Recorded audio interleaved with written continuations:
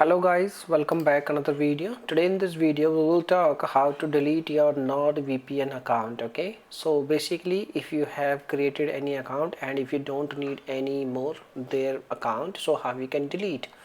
So the delete process is very easy. You need to log in into your NordVPN account, and once you logged in you need to tap on your profile icon. At very top side there is a arrow dot, triangle arrow dot. You need to tap on this button, and once you tap on this button it will pop up a new window, this kind of window. Okay, and in this window you need to select account setting option, and once you select account setting it will redirect you on a new window. On the window you will see account deletion option at very bottom side, and you can delete your account by selecting delete account option.